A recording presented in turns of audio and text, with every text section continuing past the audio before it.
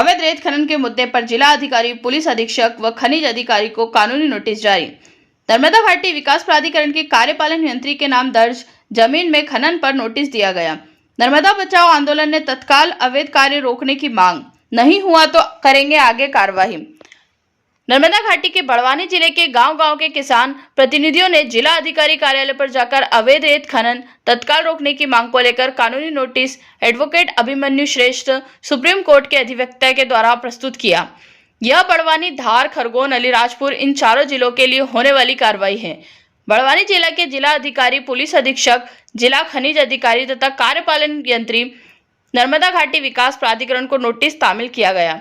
ये नोटिस जो नर्मदा बचाओ आंदोलन के प्रतिनिधि के नाते मेघा पाटकर की तरफ से दिया गया, उसमें 2012 का सर्वोच्च अदालत का फैसला, 2013 के एनजीटी का आदेश और 2015 का मध्य प्रदेश उच्च न्यायालय का सरदार सरोवर क्षेत्र के लिए आदेश उल्लंघित है। 2017 का एनजीटी भोपाल के 4 जिलों के लिए दिए गए आदेश का भी कोई पालन नहीं। नर्मदा नदी बर्बाद होकर रेत खनन के कारण जल चक्र खत्म हो रहा है। नर्मदा में रोज सैकड़ों टन मिट्टी फेंकी जा रही है। बीबीसी एक्सप्रेस की विशेष रिपोर्ट, हारून खत्री, बड़वानी। जमीन में अवैध रेत खनन चलकर बर्बाद किया जा रहा है नर्मदा को, फसलों को, नर्मदा में मिट्टी भर के सरदार सरोवर जलाशय को, उसके लाभों को, हवा को, रास्तों को, पाइपलाइनों को। लेकिन सबसे गंभीर बात यह है कि ये बिना ठेके की रेत खनन चल रही है। जिन किसानों से जमीन भू अर्जित की गई है और वो नर्मदा घाटी विकास प्राधिकरण के नाम से चढ़ी है, उनको जमीन देने का कोई हक नहीं है, उनको भी जेल में जाना पड़ेगा। और एनवीडीए ने कई बार इनसे साथ हमारा पत्र व्यवहार पूर्व में हुआ था। अभी 9 जुलाई को पिछले साल हमने पत्र दे दिया अध्यक्ष नर्मदा घाटी विकास प्राधिकरण को, लेकिन कोई कार्यवाही नहीं कर रहे। मतलब सार्वजनिक संपदा जिनकी मालिकी की हो गई, निजी संपदा छीन कर वो उस सार्वजनिक संपदा की सुरक्षा देख नहीं रहे हैं। और सार्वजनिक संपदा क्या, जीवन आधार है नर्मदा। आज बड़वानी जैसे शहर वासियों को पानी के लिए तड़पना पड़ रहा है, कल हर किसान को सिंचाई के लिए तड़पना पड़ेगा। और यहाँ की खेती, यहाँ की आजीविका, यहाँ के मछुआरों का मत्स्य व्यवसाय, हमारी श्यामा भारत उपाध्यक्ष है यहाँ के प्रस्तावित मछुआरा सोसाइटियों के संघ की, उनका सुनिए आप क्या कहना है।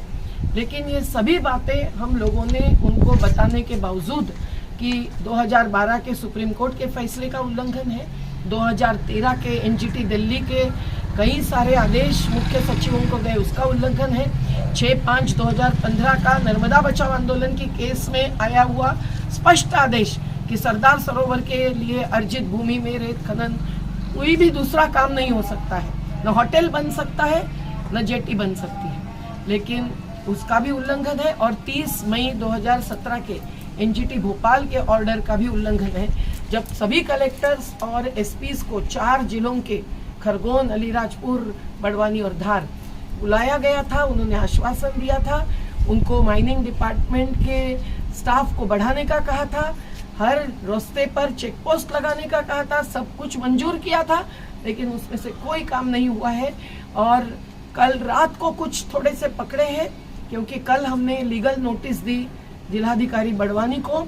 आज हम लीगल नोटिस देने आए हैं चोंगड़ जी, जो कार्यपालन यंत्री है नर्मदा घाटी विकास प्राधिकरण के, उनको। और हम लोगों ने इसमें चेतावनी दी है कि तत्काल नहीं होगा तो हम लोग कानूनी कार्यवाही करेंगे, क्योंकि हमारी केस आज भी जारी है। और इसमें नर्मदा घाटी विकास प्राधिकरण से लेकर चारों जिलों के कलेक्टर और एसपी से लेकर पोल्यूशन कंट्रोल बोर्ड तक सब कोई, और राज्य शासन भी प्रतिवादी है। और इसलिए ये लीगल नोटिस हम लोग देने जा रहे हैं। और आज चोंगड़ जी ने हमको समय दिया था, लेकिन वो नहीं आ पाए हैं, तो हम लोग अभी उनके अधिकारियों के हाथ में ये दे देंगे। और हम लोगों को लगता है कि ये भयंकर बड़ा अपराध हो रहा है, क्योंकि इसमें पूरी माफियागिरी है। जिनके ट्रैक्टर्स पकड़े जा रहे हैं, आज 40 डंपर्स भर के जहां रेत स्टोर करके रखी है, जबकि संग्रहण भी अवैध है, परिवहन भी अवैध है, खनन भी अवैध है, खरीदी और बिक्री